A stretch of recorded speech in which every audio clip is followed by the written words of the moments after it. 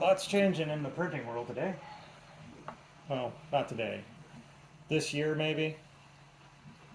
This month, maybe. No, it's a bigger span than that. Let's call it a season. The Bamboo Labs coming out. Made a big splash.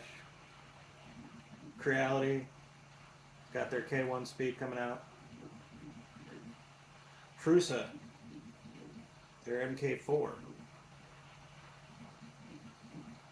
I only recently started diving into Clipper with the Ender 3, and still not done. Configuration's all wonky, but I've been looking for something faster, more continuous.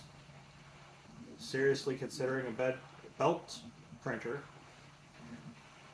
but there are some objects that I print that need to be paused and have things added to them. So just speed would probably be better for me.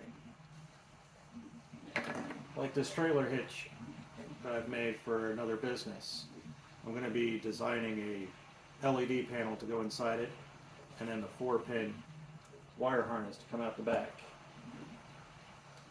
It'd be great to print those on a conveyor belt and have them come off one after another, but again, I need to pause and put in a part during the print process.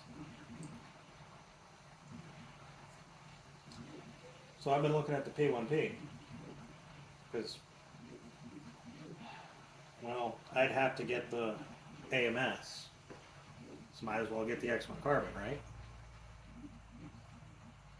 Because products like this, I need that layer pause to get the clear layers so lights will shine through. Maybe I'll go with the new Prusa. Maybe I'll buy the upgrade kit. But I'm thinking, just maybe, in the very real near future, we're going to see a boom of third-party manufacturers coming out with fast, reliable Clipper machines, preloaded, and it's going to put a big spin on things. Really hopeful. Well, tell me what you think. And remember to have fun with it.